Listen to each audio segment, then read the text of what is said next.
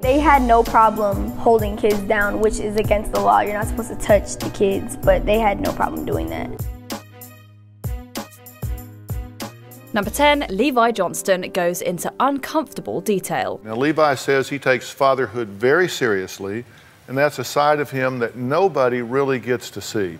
If the name Levi Johnston doesn't ring a bell, then you might have completely blocked out the 2008 presidential election. Johnston was the two-time fiancé of Sarah Palin's daughter Bristol, who gained some infamy after news broke during the campaign that he and Bristol were expecting a baby and would be getting married. Post-election, Johnston milked his 15 minutes of fame. In 2012, he appeared on Dr. Phil for an interview that one can only describe as painfully awkward. This is a definite must. You know, like Carhartt bibs, just like Dad has. One of my best days, you know, was the day Tripp was born. Johnston addressed claims that he had stolen Bristol's virginity and denied the version of events that she had painted. Overall, this was a deep dive into really personal details that, frankly, none of us needed to know. Yeah, I've actually heard Bristol say that she's going to find a new father for Tripp.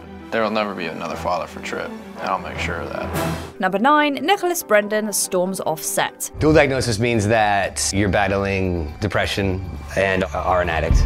Depression is a real thing, and I was ashamed of it a little bit too. Best known for playing Xander Harris on Buffy the Vampire Slayer, Nicholas Brendan seemed poised for a bright acting future after the show ended. However, by the 2010s, his career hit a rough patch due to legal troubles stemming from substance use disorder. It truly was insane. There was no rational thinking behind that at all.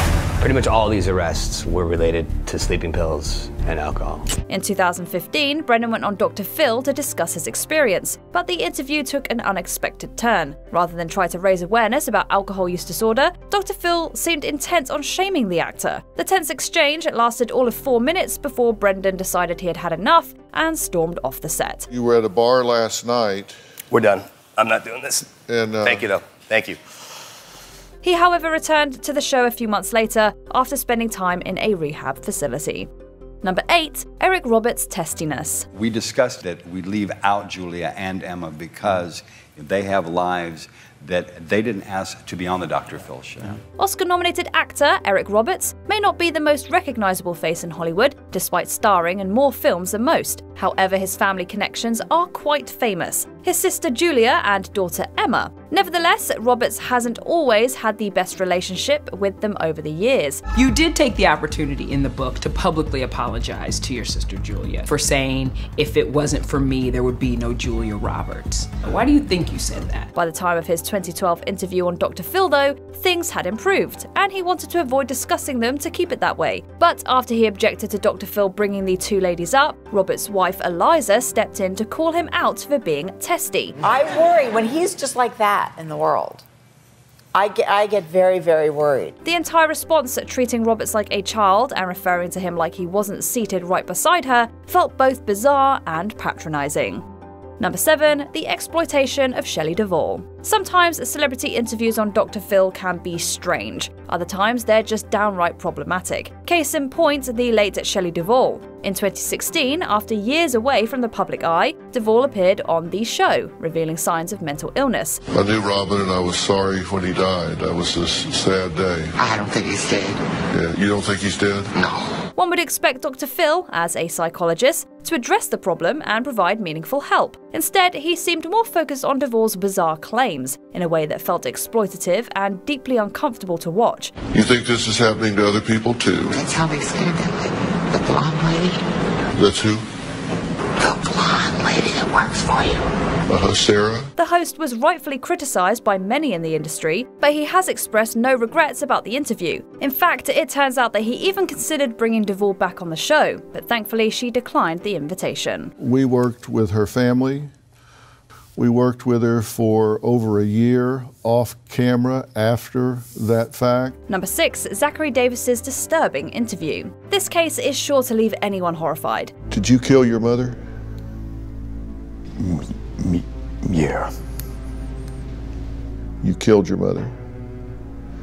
Back in 2012, Zachary Davis, then a teenager, ended his mother's life and attempted to do the same to his older brother by setting their house on fire. The tragic incident occurred in Hendersonville, Tennessee, but it gained national attention in 2015 when Dr. Phil interviewed Davis on his show. When did you decide to kill your mother? No, I decided the day I did it. Throughout the interview, Davis maintains a flat, monotone voice, completely devoid of emotion, as he goes into disturbing detail about the murder and his reasoning behind it. At one point, he even laughs slightly while reflecting on the incident. Heavy. Yeah. Way bigger than a hammer. 2 months after the interview was taped, David was convicted of first-degree murder and sentenced to life in prison. Number 5. Aneska's troubling antics. Speaking of violent minors, Dr. Phil also featured a young girl named Aneska on his show in 2016. While she comes across as innocent, Aneska was actually a lot more frightening. Hurt them, I'll threaten.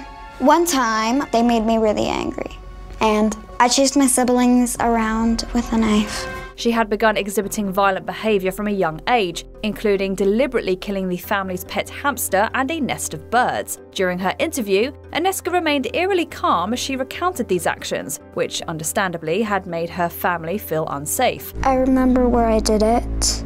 It was in the living room. Was he smashed?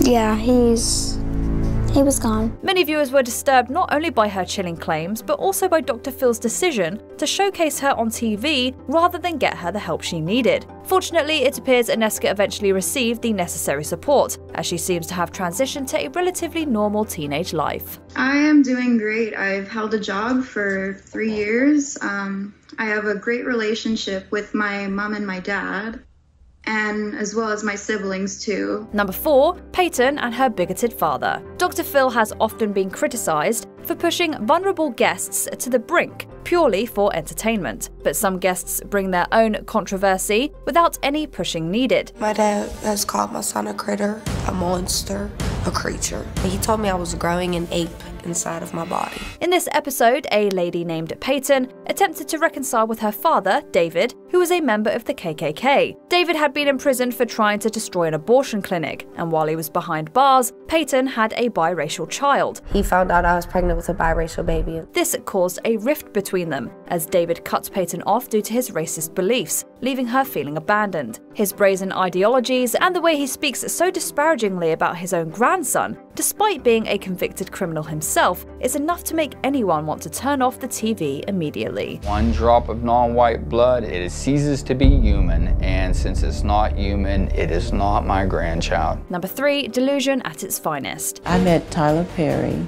through his official Facebook account. Tyler was a complete gentleman with me. In 2018, filmmaker and playwright Tyler Perry was in a relationship with his longtime partner, Galila Bekele, with whom he shared a child. Meanwhile, miles away, a woman named Carla was fully convinced that she was married to Perry, despite never having met him in person. Approximately 2 years ago, he asked me to marry him.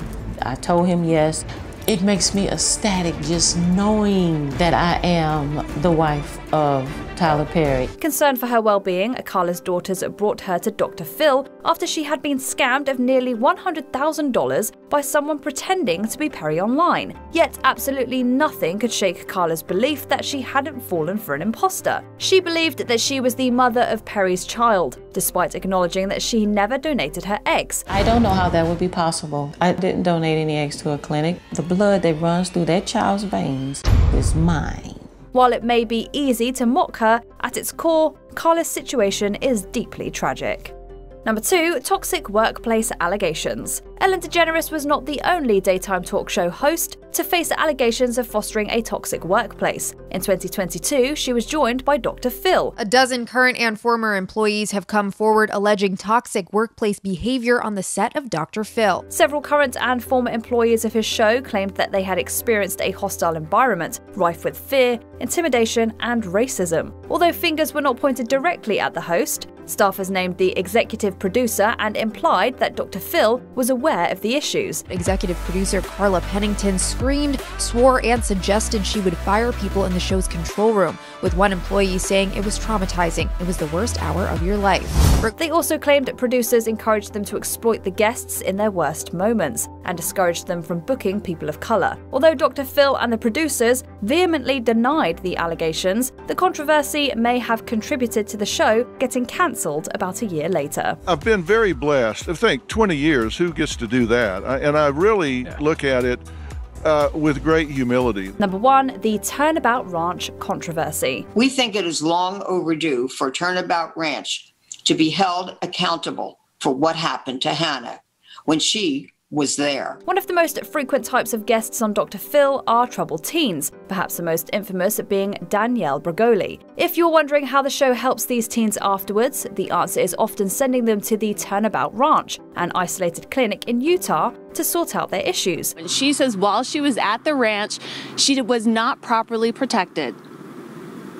At the ranch, I was alone and isolated from all of my family. However, in 2021, Hannah Archuleta, a former guest, alleged that she was assaulted by a staff member at the ranch and sued Dr. Phil for pressuring her parents to send her there. Bregoli later backed up these claims in a shocking video, alleging that she had a similar experience at the facility. They had no problem holding kids down, which is against the law. You're not supposed to touch the kids, but they had no problem doing that. These allegations were denied by the Turnabout Ranch, and Archuleta's lawsuit was ultimately dismissed in 2022. What is the one moment on Dr. Phil that left you shaking your head? Share it with us in the comments below. Is the president trying to get to you? The president? I called the presidents for help of the United States.